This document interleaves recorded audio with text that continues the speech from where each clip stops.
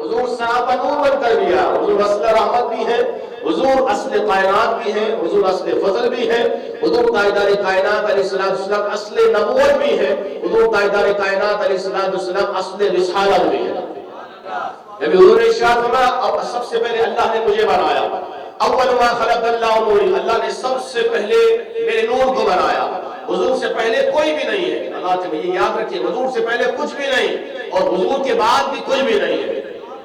حضور سے پہلے بھی کچھ نہیں اور حضور کے بعد بھی کچھ نہیں. تو حضور اصل کائنات ہے، اصل رحمت. میری اور آپ کی جو سانس چل رہی ہے یہ صدقہ بنا کے ڈالتا ہے.